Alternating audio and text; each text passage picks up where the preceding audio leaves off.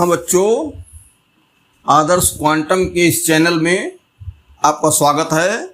हम लोग class 12th में परावर्तन चैप्टर के न्यूमेरिकल लगा रहे हैं क्लास 12th में। अब इसमें क्वेश्चन नंबर 4 उसका एक खंड 15 सेंटीमीटर फोकस दूरी के अवतल दर्पण के सामने 15 सेंटीमीटर फोकस दूरी है, अवतल दर्पण है और सामने 60 सेंटीमीटर की दूरी पर एक वस्तु रखी है। गणना कीजिए कि उसका प्रतिबिंब कहाँ बनेगा। तो इसमें एक बात ये समझ लो, एक हम चित्र बना देते हैं हल्का सा, चित्र से थोड़ी समझने में आसानी रहेगी।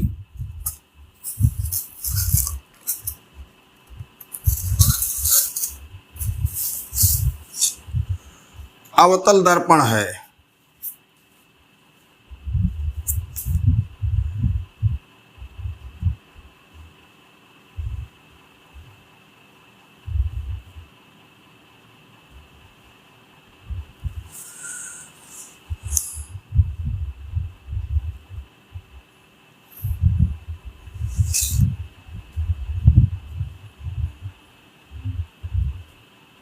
ये अवतल दर्पण हो गया, ये सी हो गया और ये एफ हो गया। ठीक, अब बिंदुओं को बताने में हमको आसानी रहेगी। 15 सेंटीमीटर फोकस दूरी, तो ये है 15 सेंटीमीटर। ठीक, इत्मीनान से सवाल पढ़ो, कोई दिक्कत नहीं। अवतल दर्पण के सामने 60 सेंटीमीटर की दूरी पर वस्तु रखी है। 15 दूनी 30 यहाँ हो गया, तो 30 के बाहर है, इसका मतलब अनंत और वक्रता केंद्र के बीच। यहाँ हम मान लेते हैं वक्रता केंद्र के बाहर है वस्तु। 60 सेंटीमीटर कह दिया ना, तो यहाँ तक 15 फोकस, 15 दूनी 30 वक्रता त्रिज्या, यहाँ तक इसका मतलब 30 के बाहर वस्तु है, तो कहीं अनंत और वक्रता केंद्र के बीच है, यहाँ कहीं बना दो। अब इसका प्रतिबिंब कहाँ बनेगा? देखो, हम बार बार बताए हैं कि जब C पर वस्तु होती है तो C पर प्रतिबिंब बनता है। ठीक, वक्रता केंद्र पर ये एक सामान्य स्थिति है। अब ये बाहर है C से, तो प्रतिबिंब C के अंदर रहेगा, फोकस और C के अंदर, क्योंकि फोकस और ध्रुव के बीच कभी प्रतिबिंब यहाँ इतनी दूरी में बनता नहीं है, तो प्रतिबिंब यहाँ कहीं बना और छोटा वास्तविक। ठीक, तो अब हम क्या करें, UBF का जो सूत्र है उसी से गणना कर लें। यहाँ F बराबर -15 सेंटीमीटर, अवतल दर्पण है तो माइनस, और प्रतिबिंब भी इधर ही बन रहा है। प्रतिबिंब बनने की स्थितियाँ, ये दूसरी स्थिति है जब वस्तु अनंत और वक्रता केंद्र के बीच है। तो U बराबर -60। U हमेशा माइनस होता ही है, U के बारे में चिन्ह की कोई समस्या नहीं, U को हमेशा माइनस रखो। और B बताना है। ठीक, B इधर है, B का चिन्ह भी ऋण रहेगा, तो 1/F बराबर 1/B प्लस 1/U से, और मान जो है वो 30 और 15 के बीच आना है, इसका यही प्रतिबिंब बन रहा है। तो 1/-15 बराबर 1/-B प्लस 1/-60। अब क्या हुआ, हम अज्ञात राशि जो निकालनी है B का मान, अर्थात प्रतिबिंब की दूरी का मान, उसका भी चिन्ह रख लेंगे। जितनी भी राशियां हैं सबका चिन्ह पहले लिख लेंगे। ठीक, चिन्ह बाद के लिए नहीं बाकी रखेंगे, उसमें कई तरह के सवाल आते हैं, भ्रम हो जाता है। यह तरीका लगाओ, हमेशा चिन्ह पहले ही प्रयोग कर लो। उत्तर में लिख दो कि चिन्हों का प्रयोग पहले सूत्र में ही किया जा चुका है, इतना चाहे लिख दो।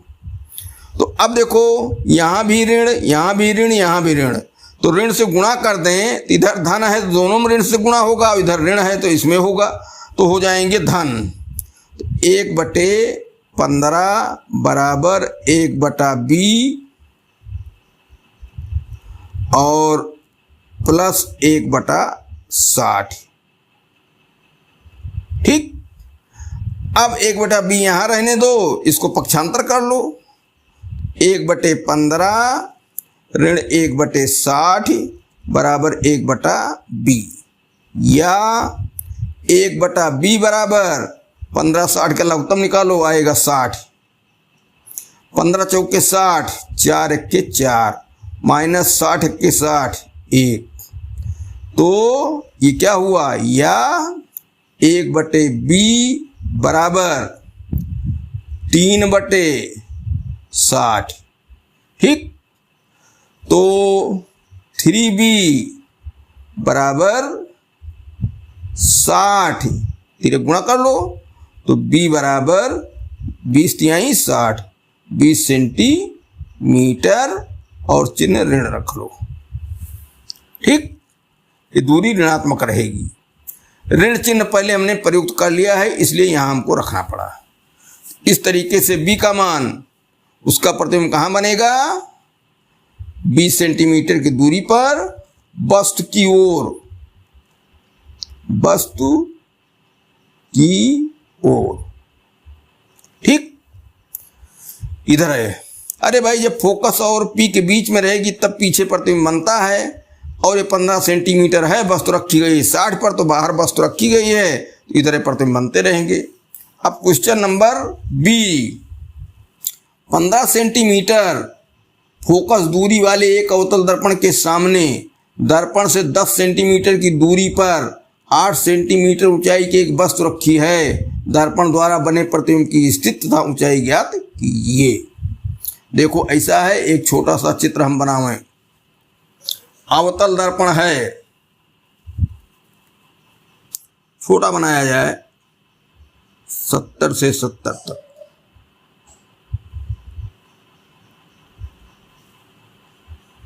जगह कम पड़ जाती है।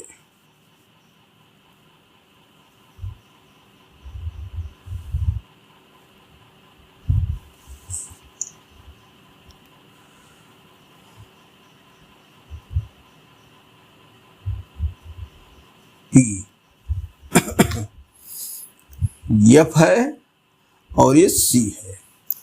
15 सेंटीमीटर फोकस दूरी, F बराबर -15 सेंटीमीटर। ठीक, अवतल दर्पण के सामने 10 सेंटीमीटर की दूरी पर, तो U बराबर -10 सेंटीमीटर। इसका मतलब वस्तु क्या है, यहां से यहां तक 15 है और 10 पर वस्तु रखी है, तो यहां वस्तु हुई फोकस ध्रुव के भीतर। ये अवतल दर्पण की लास्ट स्थिति है प्रतिबिंब बनने की। इसका आभासी प्रतिबिंब पीछे बनेगा, ये और बड़ा बनेगा। 8 सेंटीमीटर वस्तु रखी है, O बराबर 8 सेंटीमीटर। वस्तु ऊपर रखी जाती है, मुखक से ऊपर नापी गई दूरी धनात्मक होती है, इसलिए वो 8 सेंटीमीटर। दर्पण द्वारा बने प्रतिबिंब की स्थिति तथा ऊंचाई ज्ञात करो। स्थिति मतलब भी, और ऊंचाई मतलब इमेज की लंबाई। अब यहां ध्यान दो, फोकस दूरी दी गई है और U वस्तु की दूरी दी गई है। फोकस दूरी और U के द्वारा हम B का मान निकाल लेंगे। इतना है कि प्रतिबिंब पीछे बन रहा है और सीधा बन रहा है। यहाँ B का चिन्ह धन हो जाएगा, क्योंकि ध्रुव से नापेंगे तो बाहर की ओर जाएंगे, तो B का चिन्ह धन। इसलिए 1/F बराबर 1/B प्लस 1/U से। ठीक, 1/-15 बराबर 1/B। B का चिन्ह धन है, इधर भी पड़ रहा है, उसका चिन्ह धन रहेगा, धन 1/-10। ठीक, अब इसको और हल करो। ऋण 1/15 बराबर 1/B ऋण 1/10। अब क्या करो, ऋण 1/10 इधर ले जाओ, 1/B रहने दो, या 1/b बराबर 1/10 माइनस 1/15। अब इसका लघुत्तम होगा 10×15 का 30, 10 तिहाई 30, 15 दूनाई 30, 2 1 के 2 बराबर 1/30। तो b बराबर 30 सेंटीमीटर, चिन्ह इसका धन है। ठीक, इस तरीके से दर्पण के पीछे प्रतिबिंब बनाए, पहले हम तय कर चुके हैं। अब वस्तु की ऊंचाई, तो ऐसा करें कि एक आवर्धन का सूत्र है m बराबर -b/u बराबर I/O। ठीक, इसी मान रख दिया जाए तो b का मान क्या है हमारा 30, तो -30 बटे u का मान क्या है -10 बराबर I क्या होगा, प्रतिबिंब ऊपर की ओर बन रहा है इसलिए I का चिन्ह धनात्मक, और ये I का मान बताना है तो I ही लिखा जाएगा। O ऊपर की ओर भी होता है, O की लंबाई कितनी है 8, ये ऋण खत्म हो गया और 10 तिहाई 30, तो 3/1 बराबर I/8, 8 त्रिक 24, I बराबर 24 सेंटीमीटर। दोनों मान आ गए, b का मान आ गया 30 सेंटीमीटर और दर्पण के पीछे धनात्मक, और I का मान आ गया 24 सेंटीमीटर, ये भी धनात्मक क्योंकि ऊपर की ओर बना प्रतिबिंब सीधा बनता है, आभासी प्रतिबिंब।